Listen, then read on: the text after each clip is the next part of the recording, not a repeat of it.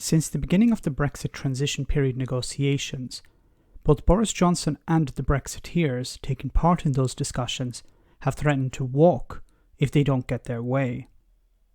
Well, as we get closer to the 15th of October deadline that Boris Johnson had set for himself, and we see how the UK is continuing to compromise on issues that they had previously said were red lines, the threat to walk away has been pulled out once again. However, the EU doesn't seem to be falling for it, and have perhaps compromised Boris somewhat by saying that behind closed doors the UK doesn't seem to be willing to walk away, even if in public they seem to be holding a gun to the European Union's head. Prime Minister Boris Johnson has said publicly that the EU summit next Thursday is the deadline for a final deal.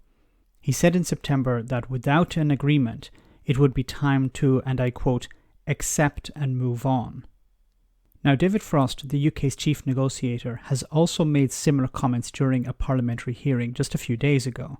However, a senior EU diplomat contradicted this, as he said that it was not the case following private discussions between the EU and the UK. The EU have also said that the negotiations are not yet near the so-called tunnel phase. This is where the media are excluded and a final deal is eventually hammered out. According to the EU side, Boris Johnson's deadline is make-believe. The negotiations will continue past the 15th of October. This is perhaps reinforced by a question by a Tory MP and Brexiteer Peter Bone, who asked Michael Gove during a committee question and answer session. Mr. Bone asked if a deal would be signed on his birthday, the 19th of October. Michael Gove, who is responsible for Brexit planning during the transition period, refused to answer. Surely if Boris Johnson's deadline is set in stone, then Gove could have confirmed that the deal would be signed on the 15th of October, no?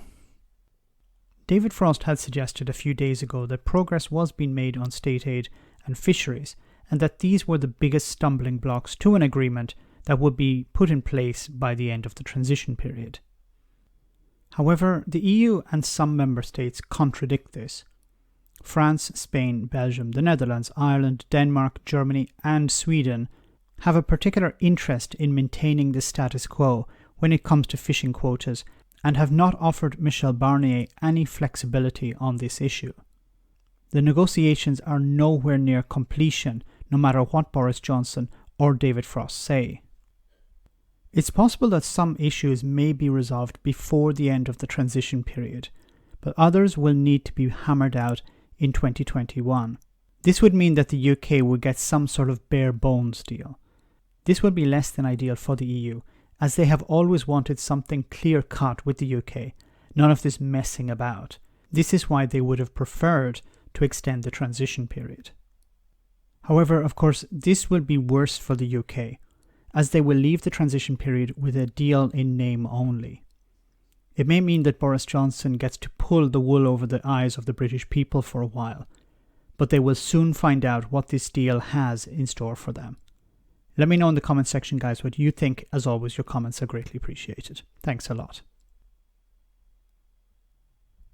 I want to say a big thank you to all of my patrons. You ensure that this channel continues to exist. I'm eternally grateful for all of your support. If you join Patreon, you will receive instant access to our Discord server, where we have both audio and video chats. You can chat with me and other patrons, where we discuss important and non-important issues. Becoming a patron per month costs about the same as a large coffee, so why not check it out?